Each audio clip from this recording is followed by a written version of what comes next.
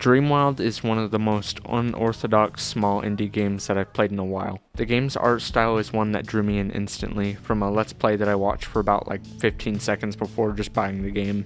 I really love that late 90s really shitty computer game look, and this has scratched that itch for me. DREAMWILD presents itself to you as a first-person roguelike game where you play as a knight that uses arena shooter combat as a main source of movement.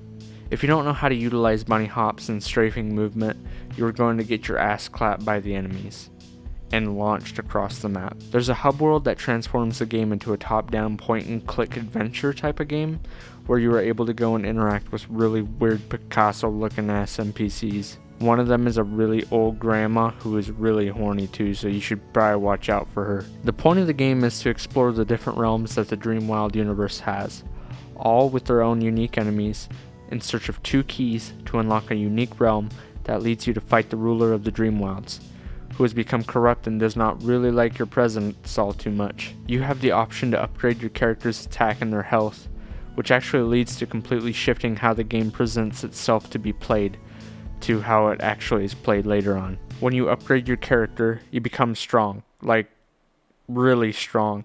So strong to the point that you can take a lot of hits you can't normally take at the beginning of your runs, heal the damage by killing a few mobs, and then take more hits. Because of how the enemies are able to launch you, this game actually turns itself into a CS Surf type game. If people don't know what Counter-Strike Surf is, to boil it down, you use the momentum of your character in Counter-Strike to ride angled walls all throughout a map that is typically designed into a course for it. You can move your mouse slowly left and right to accelerate your momentum, and hold the speed, and therefore move extremely fast. So you actually intentionally get hit by the enemies to launch yourself towards places, things in the sky you wouldn't be able to access otherwise, and to help you fight the main boss in the game. For me, this was one of the most eye-opening indie games, to have a game slightly shift in front of you just with upgrading your character, moving from avoiding damage to intentionally taking damage so I could traverse faster. Visually, this game is just amazing too. This game really isn't all too long. I was actually able to complete it in an hour and a half,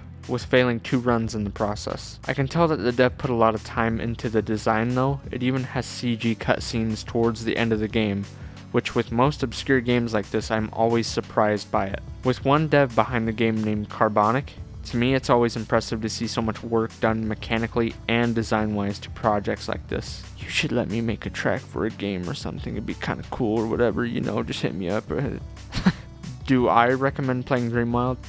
Yes, without a shadow of a doubt. After watching this video, you should too. For me, I always try to expose myself to really different small ideas because it not only can be extremely fun to find small, innovative games like this, it actually really opens up my eyes to what's possible when it comes to creating in general. There's really no rules when it comes to creation. I also hope if Carbonic, the owner of Fading Club, watches this, he keeps creating. You have a great game that I really found is unique in its own right, that I hope can at least have some more people give this game a try after watching this. I felt like if we could have a longer, fully fleshed out campaign of something like this, it would remind me a lot of a game like a Medieval design-wise. So if you're watching this still, please give DREAMWILD a try. It's about dreams. It's about a golden knight that has sick bee hops. He's a sleepy boy.